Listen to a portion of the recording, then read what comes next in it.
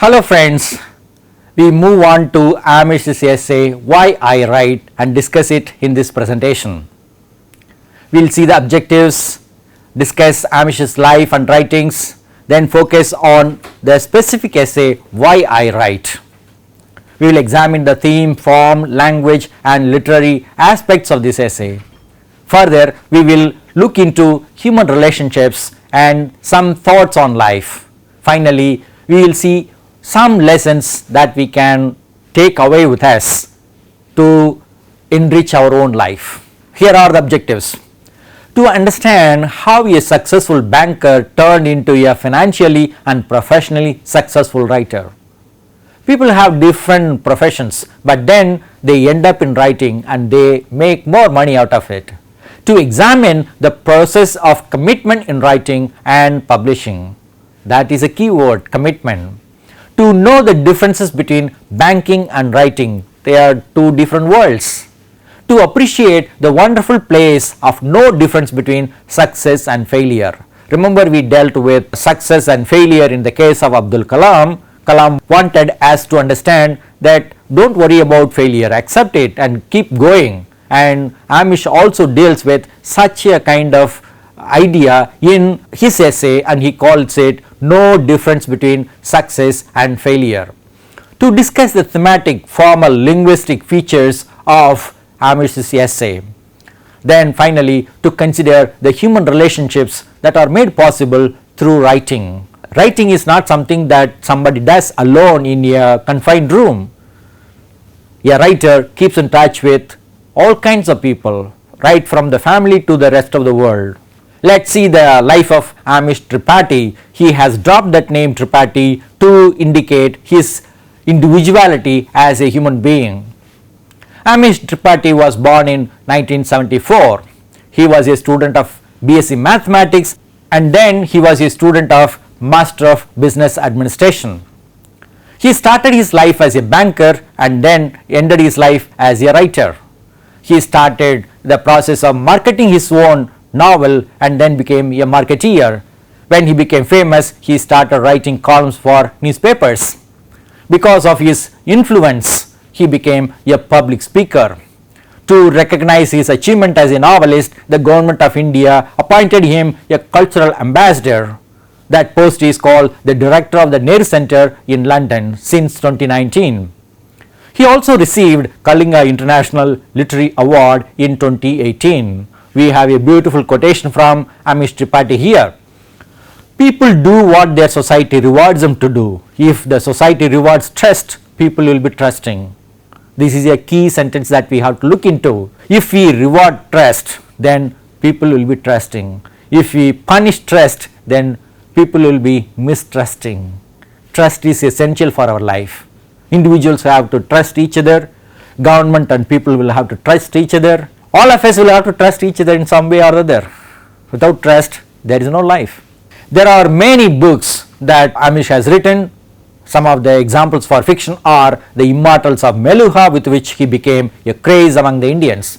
The Secret of the Nagas, The Oath of the Vayuputras, and then he has a series called Ramachandra Manas based on the Ramayana. Ram, scion of Ikshvaku, then Sita, warrior of Mithila, and finally Ravan, enemy of Aryavarta. Amish has also written two non-fiction books. One is called Immortal India, Young Country, Timeless Civilization. From this book only we have taken this essay, Why I Write. Then another book is there, Dharma, Decoding the Epics for a Meaningful Life. Now let's come to the essay, Why I Write. This essay actually was given as a talk in Jaipur at first. Later, Amish included this as a chapter in his book Immortal India, which was published in 2017. He gives an account of how he became a writer, though he had not written anything noticeable in school or college days. This is an excellent illustration of how he managed to find time to write his first book, The Immortals of Meluha. We may say that we don't have time to do many things, but here is an example of how he found time to write his first novel, The Immortals of Meluha. So we say, if there is a will, there is a way. The will to write and perhaps the will to publish as well It is not enough to write some novel, we have to publish it as well. That's not easy. He describes how he struggled to publish his novel. We begin with the identity of Amish as an author. He says, one of my identities today is that of an author. 6 months back, my professional identity was different. I was a banker, a traditional MBA, suited, booted, jargon spewing finance type.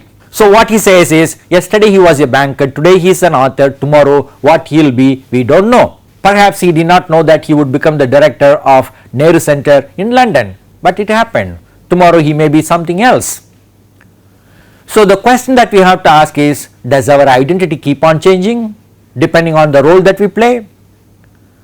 Imagine Shiva trilogy bringing 60 crores of earning for Amish. Because he was devoted, he was able to write novels, and then the 3 novels brought him 60 crores of money. There are 3 reasons for Amish to become a writer.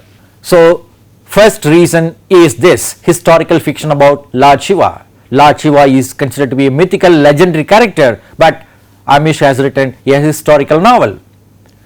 He says, the first reason is that my books are historical. They are set in the India of 4000 years ago. The strange part is that I didn't study history at a higher level. I graduated in mathematics. So a contrast we can see. He was a student of mathematics, BSc mathematics, but he has taken interest in history.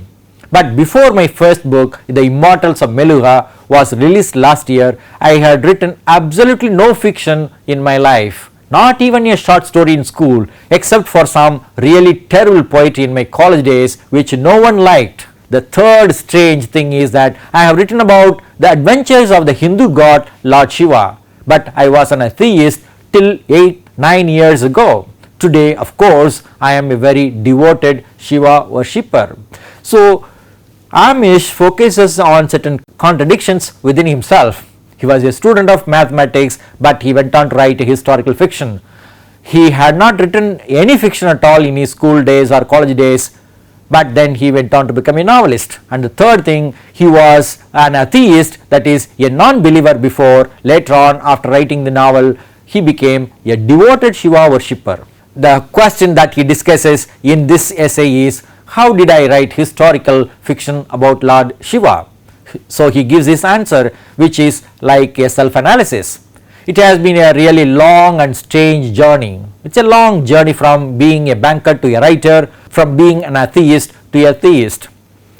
So how did it happen? How did someone like me, an atheist, a graduate in mathematics, who was devoid of any imagination, actually end up writing historical fiction on a god? Here is the answer that he gives us. There is a beautiful way of putting it. He says, my soul prepared me to become a novelist. He says, I believe my books are a blessing. That's why people love him. And my soul prepared me over decades to receive this blessing. Moreover, it was done without my conscious knowledge. Something propelled him to write it. Something inspired him to write it. In spite of himself, he has written it.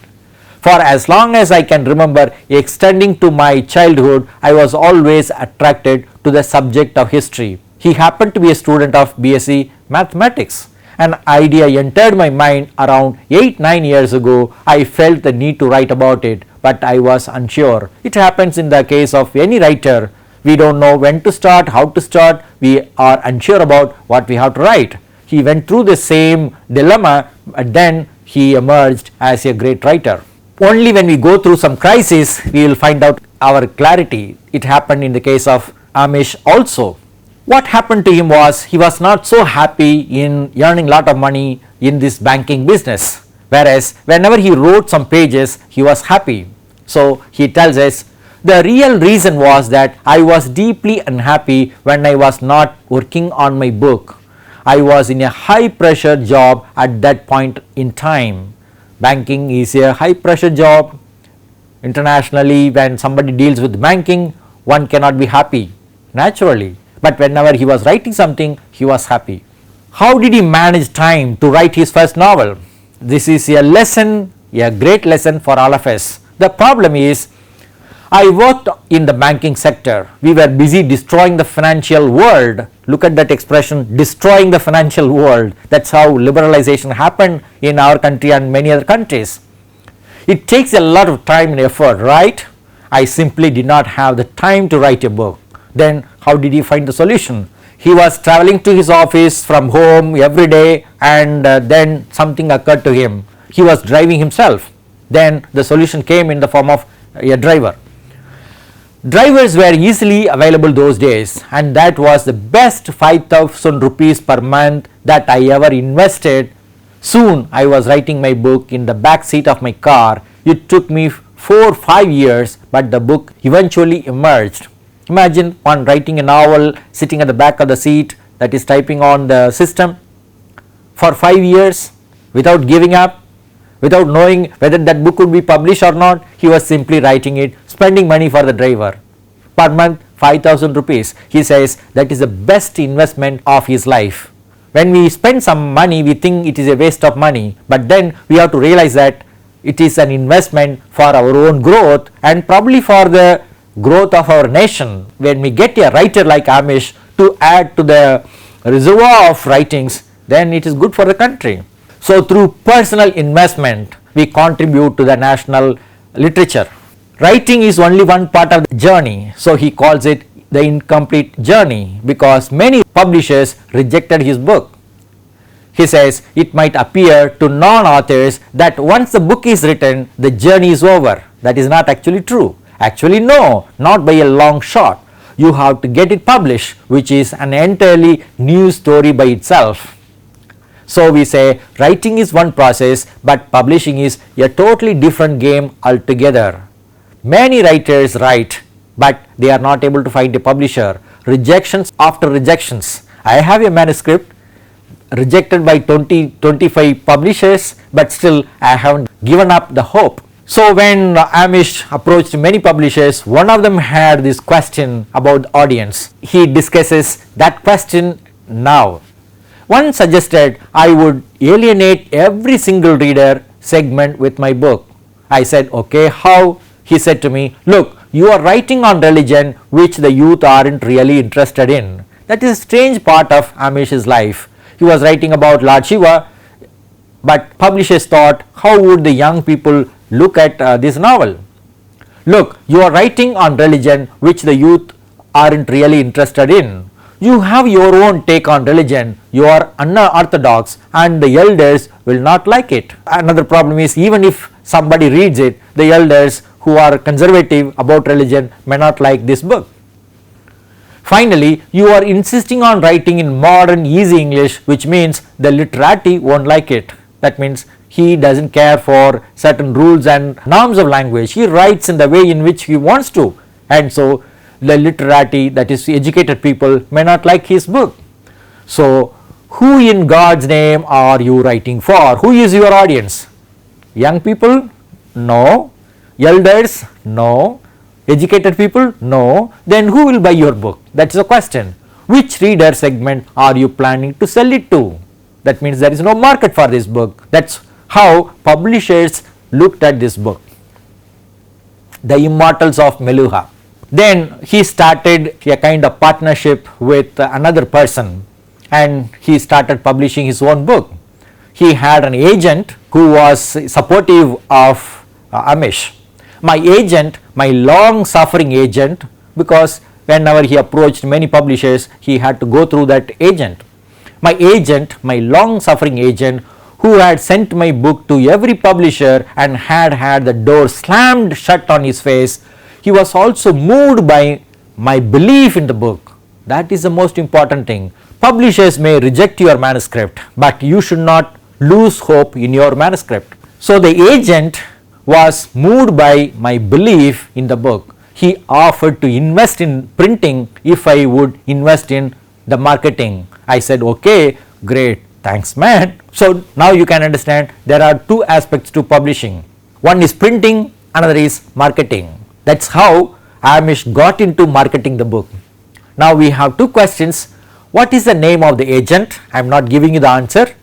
Google and find out. Amish's agent, you will find the name. What do agents do in publishing? you have got some answer here, but then learn more about it. We have many literary agents in India, how they do their business sincerely or in some other way. Find out and help yourself understand the publishing scenario in our country. The whole point that Amish makes in this case is, my point is entirely different. It is that if you listen to your soul and discover your life's purpose, success or failure actually ceases to matter. And that is a wonderful place I discovered. Remember, you may write, publishers may reject, your agent may try, have partnership and all that, but then the point that Amish wants us to understand is, don't worry about all those things. Success or failure doesn't matter actually. What you have to feel is, you have done a job, you have written your book, and that is a wonderful place to be. And he has something very interesting to tell us on this point further. There is a difference between banking and writing. That's what we are going to look at now. While I was banking, if I was asked to give up all my trappings of success, the glass walled cabin, the bonus, the salary, the personal assistant, the senior management rank, and then asked if I would be equally happy in my banking career, the honest answer would be no, I would not be. Success was a prerequisite for me liking my banking career. If there is no success, who would go to banking? No one. But in my writing career, there is a contrast. But in my writing career, the story is completely different. If someone had told me that my books would be super flops, that is failures, that the Immortals of Meluha and the Secret of the Nagas would not sell the way they have, that they would only sell 25 copies each, would I still be happy? The honest answer is yes. Success or failure truly became irrelevant in my writing career. Whether he was a successful writer or not, it was irrelevant for him, or it was immaterial for him. Whereas banking, success is a prerequisite. One goes to banking with the hope of success, but when one comes to writing, one doesn't expect success. At least in the case of Amish, he says he did not expect success to happen to him. His mother actually gave him a wonderful understanding of life, and the journey itself is the joy, not the destination. So he has one sentence like this: for then the journey itself becomes a thing of joy and the destination is immaterial. You can understand it only when you meet authors, only when you see their writings. They would bubble with all enthusiasm to share their writings.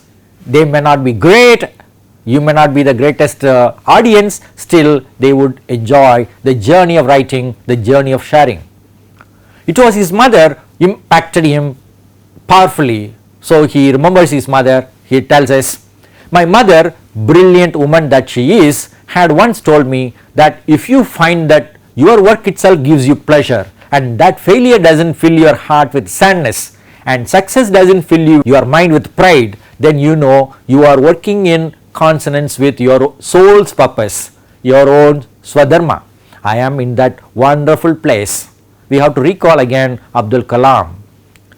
He was filled with sadness, sorrow, and met Swami Sivananda. And here Amish had that happy mother giving him some right path, or showing him the right path.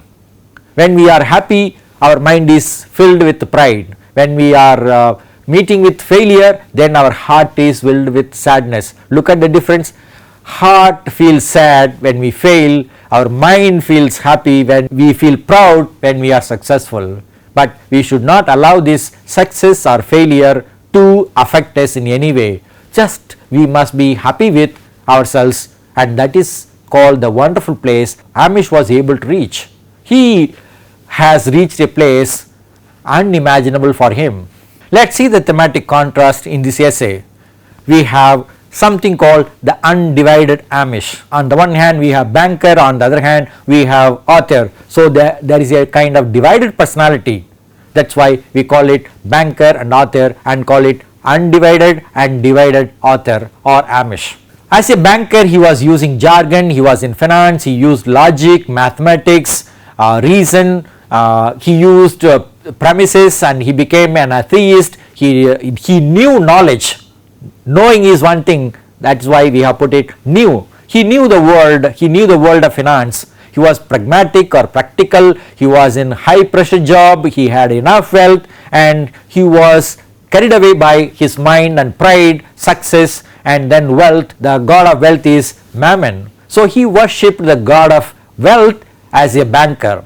When he became an author, or when he was emerging as an author, he started using common language which would be understood by people. He used the myths and legends known to people. He started feeling, he started using history, he started using his imagination. He felt passionate about his job. He became a devoted worshipper of Shiva, that is a theist. His experience, he felt experience, not something known experience. He took risk to publish his book, and he felt free, and he was happy with himself. He could connect himself with his own soul, and he could feel blessed that he was a writer, and because of his interest in Shiva, or he became a worshipper of Shiva.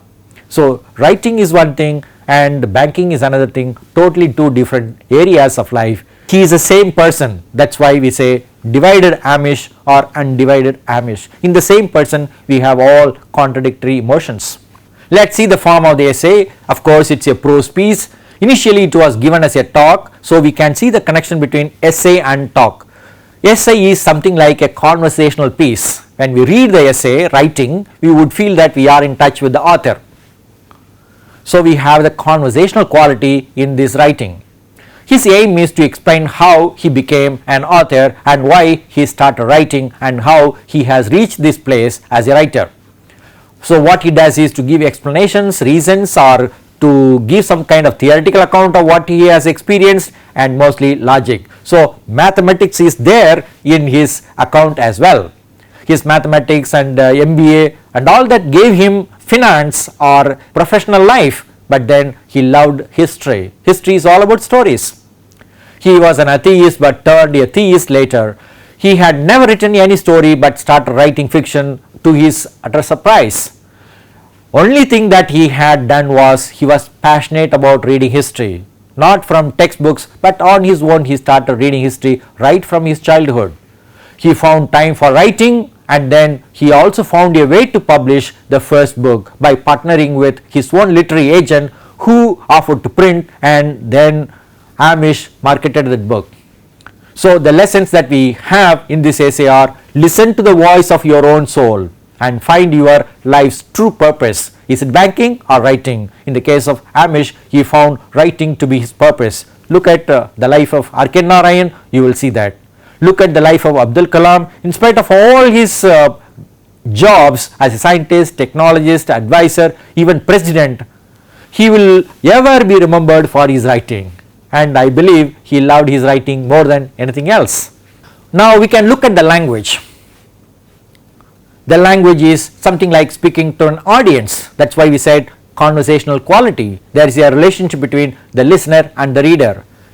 Amish uses short words, phrases and sentences, and through his informal conversation he is able to connect with the audience. Some of the examples of the way in which he interacts with the audience we have here. Some of you might say long, right? That is, he is inviting the audience to agree with him. Okay, I concede that point. That means he imagines that somebody has raised a question and then he accepts. I said, okay, how? He is willing to listen. I said, okay, great, thanks sweetheart. He refers to his wife. His wife also participated in the process of publishing. She also suggested this idea of driver to save time. So what's the point of my speech? He asked the audience and wants them to wait for an answer. So the whole point of his speech is find out your soul, find out your true purpose, reach that place called swadharma, reach the place of no success and no failure. He also uses dialogue or speech patterns like, yaar, this sounds good, write it down. And look at that informal expression, yaar. Let's see some literary qualities here. Whenever you begin to use metaphors and other literary devices, you will certainly become literary or poetic in your writing. A traditional MBA suited, booted, jargon spewing finance type. Jargon spewing, that is a metaphor. A really long and straight journey, the journey metaphor is very common in writing. So here the journey is in writing itself, the journey of writing and publishing, it is repeated 3 times. To cover the history section, to cover something is what he does, that is reading. A high pressure job is again another metaphorical expression, you feel the pressure all the time. I banished every time wasting activity. Banishing a person from one country or one place, now he banishes time. Is it possible? But he did. Time wasting activity, that is what many of us indulge in. We waste our time by doing nothing, or we spend our time for doing nothing and then feel we do not have time. Trappings of success is another metaphor that we have here. You are trapped by success. My motivation that nose dived like an aeroplane falling down when he could not find a publisher. Then we have a rhetorical question here, need I say more? Means no, you know, now you have understood. How do we understand human relationships in this essay, Why I Write? There is certainly a kind of relationship with the society established by the author.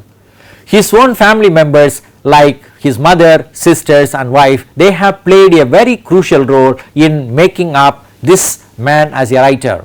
By some kind of support, by sympathetic ears, oh this is good story, that is fine.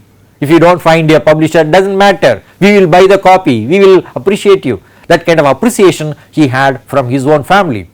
Then the best part of his life is finding a collaborator, the literary agent, the name we have not mentioned, which we want you to find out.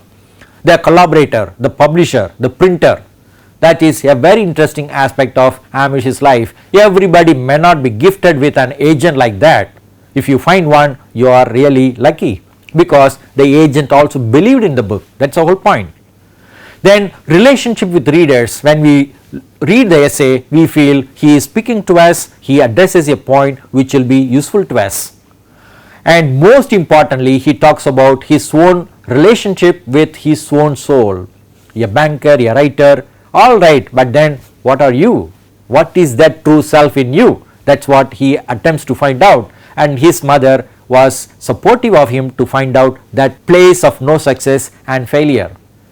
We can listen to others of course, but most importantly what we have to do is to listen to our inner voice and follow our life. Here are certain reflections on life for us from this essay.